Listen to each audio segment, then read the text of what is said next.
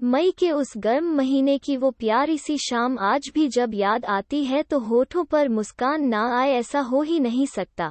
आइए कहानी की शुरुआत करते हैं। बात उस समय की है जब मैं अपनी स्नातक की परीक्षा खत्म होने के बाद अपनी कजिन की शादी में आगरा के एक छोटे गांव पहुंची थी अपने भैया के साथ। शहर की चकाचौंध और शोरगुल से दूर एक प्यारा सा गांव। बहुत खुश हुई पहली बार गांव की शादी देखने का मौका जो मिला था। ताऊ जी के घर पहुंचे तो सब ने स्वागत किया। थोड़ी देर आराम किया, उसके बाद शाम को छत पर जाकर बैठ गए सब लोग खुली हवा का आनंद लेने के लिए। कुछ देर बाद चाय आ गई और सबने मिलकर चाय का आनंद लिया।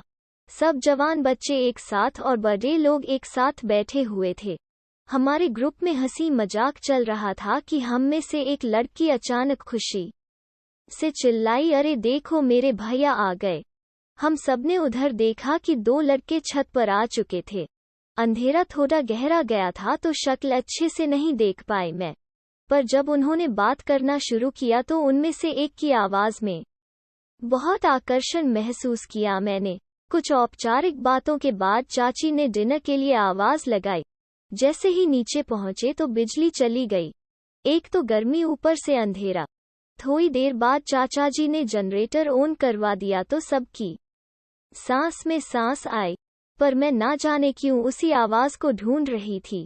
चाची ने मेरा ध्यान भंग करते हुए कहा, नंदिनी बेटा खाना खा लो, और मैं खाना खाने बैठ गई। अब भी मेरे कान उसी आवाज को ढूंढ रहे थे। थोड़ी देर के बाद एक जानी पहचानी आवाज मेरे कानों से टकराई। हाँ, ये वही आवाज थी। मेरा दिल खुशी से झूम उठा, पर अब भी मैं उसका चेहरा नहीं देख पा रही थी क्योंकि उनकी पीठ मेरी तरफ थी। वो किसी से बातें कर रहे थे। थोड़ी देर बाद जब उन्होंने पलट कर देखा तो उनको देखकर मानो मेरे आसपास सब रुक गया हो और मैं उन्हें बस देखती ही रह गई। 6 फीट लंबा सांवले रंग का बांका नौजवान मेरे सामने था। अब आप इसे उसकी आवाज का आकर्षण कहें या कुछ और, पर मेरा दिल उनकी तरफ बिना डोर के ही खींचता चला गया। अचानक उनकी आवाज से मेरा सम्मोहन टूटा। जब उनसे मेरी नजरें मिली तो उन्होंने भी बड़े प्यार से पूछा, अगर मैं गलत नहीं हूं तो आप नंदिनी जी हैं, राइट? मैंने बस जी में जवाब दिया और वहां से चली गई। अगले दिन दीदी की शादी थी तो सब अपने अपने काम में लगे हुए थे। मुझे अचानक याद आया कि मैं शादी में पहनने के लिए जो साड़ी लेकर गई थी उसके साथ की चुइयां घर पर ही भूल आई थी। मैंने चाची को बताया तो उन्होंने कहा कि राहुल भैया, जो उन दीदी के सगे भाई है जिनकी शादी थी, के साथ जाकर ले आओ पास वाले शहर से। इतने में ताई जी, जिनकी बेटी की शादी थी, बोली, बेटा राहुल को बहुत सारा काम है, मैं अभय को भेज देती हूँ तुम्हारे साथ। जी हाँ, अभय वही थे जिसकी आवाज की कायल हुई थी मैं। ताई जी के कहने पर वो जाने को तैयार हो गए और शरारती अंदाज में बोले, बताइए मैडम कहाँ चलना है?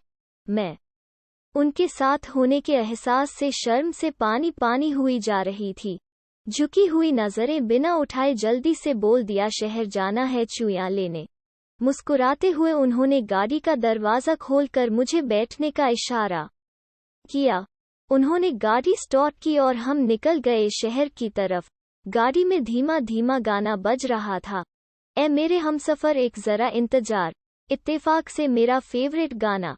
इसी गाने से शुरू हुई बातों से पता चला कि अभय कानपुर के रहने वाले हैं और मर्चेंट नेवी में ऑफिसर रैंक पर कुछ महीने पहले ही भर्ती हुए हैं। वो मेरी ताई जी के दूर के रिश्तेदार हैं, पर ताई जी बहुत मानती हैं उन्हें। मन ही मन अच्छा लग रहा था अभय के साथ आगे वाली सीट पर बैठना। आते और जाते समय हुई बातों से हम एक दूसरे के बारे में काफी कुछ जान गए थे।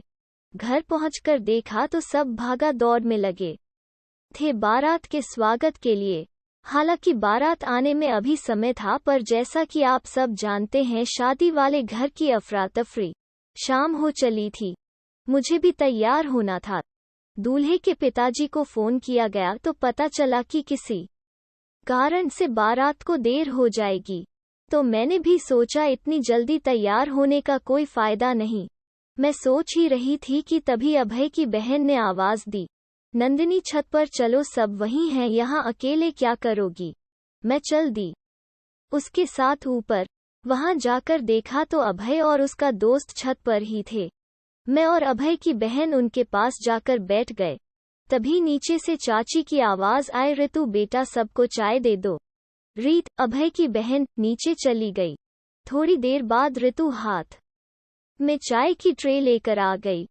पहले उसने अमित, अभय का दोस्त, को चाय दी, फिर मुझे, और फिर जब आखिर में उसने अभय की ओर चाय बढ़ाई तो अभय ने प्यारे से अंदाज में बोला, मेरी प्यारी छुटकी, तुझे ये पता है ना मैं चाय नहीं पीता। तभी मैंने ऋतु का पक्ष लेते हुए कहा कि इतने प्यार से लाई है आपकी बहन, पी लीजिए न। इस बात पर बिना कोई बहस किए अभय ने चाय का कप उठाया और कहने लगे, चलिए आपने कहा है तो पीना पड़ेगा। ये सुनकर मेरे दिल में गुदगुदी सी हुई कि मेरे एक बार कहने से अभय ने जिंदगी में पहली बार चाय पी थी। बहुत अजीब लगा था उनको चाय का स्वाद।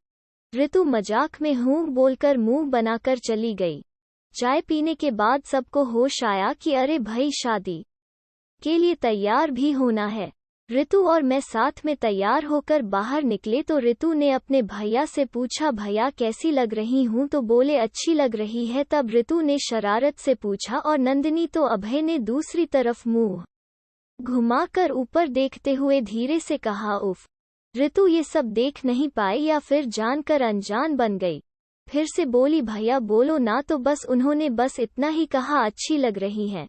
फूली नहीं समा रही थी मैं इस तारीफ पर। अब जहां भी जा रही थी अभय चोरी से मुझे देख रहे थे।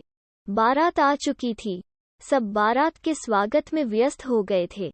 मैं और अभय घर की चौखट पर खड़े होकर बारात को आते हुए देख रहे थे। अभय की बातों से ऐसा लग रहा था कि शायद वो भी मुझे पसंद करने लगे थे। बातों में मैंने उनसे पूछा कि आप हमें ऐसे क्यों देख रहे थे, तो उन्होंने मुझसे कहा कि आप हैं ही इतनी सुंदर। मैं शर्मा कर अंदर जाने लगी तो उन्होंने मेरा हाथ पकड़ लिया। मैं हाथ छुड़ाकर अंदर चली गई। मेरी सांसें बहुत तेज चल रही थी। पहली बार किसी ने इतनी तारीफ जो की थी। तभी मैंने देखा अभय भी अंदर आ गए थे। उन्हें वहां देख मैं एकदम से सकपका कर खड़ी हो गई कि अगर किसी ने हमें यहाँ देख लिया तो पता नहीं क्या सोच बैठे।